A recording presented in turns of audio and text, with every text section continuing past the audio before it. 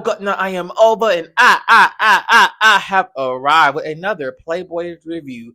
Let's get started. So I know I've been slacking with the Playboys reviews. Overall, the couple episodes that I have not like posted review, I have been still watching the show. I'm kind of over the whole Landon and Pooey relationship. It's kind of getting repetitive a little bit. As for the House B, House A situation, House B won the first brawl. House A won that nightclub fight, so they 1-1, but we're gonna get to who won the UFC situation, which house I felt did better. So we first start off with Man versus Landon. And what I remember from the Landon versus Man situation, it was like Man felt disrespected by Landon, and like he said he wanted to fight him, and Landon ain't no punk, so he was like, hey, let's fight. How do I feel about the fight? I mean, it was alright. I felt like neither one of them really want to fight each other. It was just like a respect thing. And then as for Pootie versus Landon, they're gonna be later on. So it's just like, it's just like, it's one of them situations. Now, what happened that I was kind of shocked with is annoying ass Ken, and Pootie finally fought because it slipped. I guess Ken was talking ish with Landon. I guess it's something about that. Everybody can't be lying about Landon being a snake.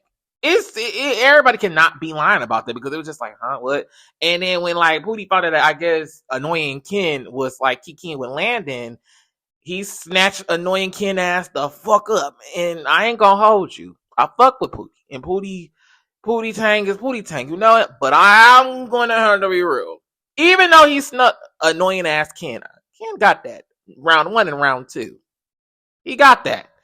Now Pootie did drag his ass good, but to me, annoying ass Ken got that. And Ken was like, well, you said I was annoying. Ken, you are annoying. You gotta accept that. You are annoying as shit. You get on all our nerves. Not just them. If they feel it, imagine what the viewers feel. I'm going to say this, annoying ass Ken. I don't care what nobody say. As annoying as that nigga is, he the breakout star of all the newbies. I gotta hand it to you. He is the breakout star of all the. He's been in all the episodes from beginning to end. He has not fizzled out yet, and he didn't really fight nobody really until like this episode. I think there's like episode like what 9 or 10. So he's really was important enough, he knew how to keep himself in the camera and himself in the mix. And one thing I do like about annoying ass Ken is that annoying ass Ken is not scared of the OGs. He don't give me kiss ass vibe. So I would rather him be annoying ass motherfucker than a kiss ass vibe. He give me okay. He, like when the OGs would be rah rah rah, he's like he gonna rah rah rah back. So he's not scary. So you got to give annoying ass Ken his prop. It's just he's annoying. He's like shut up. But I like Ken. Ken is not scary, and I feel like Ken was like, I didn't really want to fight Pootie, but hey, we fought. But Ken, I don't believe in a friendly ass phase. Either we fighting or we not. I don't know what that's about. Ashley and Ant was like, y'all better get y'all shit together, fight it out right now, because when we get in front of House Earth, we're gonna be a motherfucking unit. We're gonna be united. And I was like, unity. I felt that, okay, because you gotta be united, okay. House B is very. I feel like everybody in House B should come back next season. House A, they got a lot of little fine. They got fine shit. They got fine shit in House A, but they're boring. They're like super duper boring, and it's just like, and certain people don't just fit. Like if you're not the OGs or like Khalil, or Tay or Tay. I just don't see it for y'all. Like I'm really gonna be honest. Like that's the only people I would bring back. Solo OG. So no. The only newbies I would bring back for next season is Metro Zeta, Tay, and annoying ass Ken. Like that's all who I would really bring back, because I feel like they really. I feel like the newbies this season was way better than the newbies on season 2. Season 2 newbies, they was all over the place. I didn't know their name. They was trying to create fake ass storylines for no reason. They was just trying to do too much. It was just like, Versus this season, I feel like there is some beefs, some alpha type of energy that needs to be demanded. JR, you and your confessionals is cringy as fuck. JR gave him very much sassy, but he even bruh this. Like it's like JR, my nigga, we know you gay. That's okay. It's okay. And the funny thing is, you beefing with Ant, a nigga that has identity issues too. It's just like two niggas with identity issues. It's like, interesting.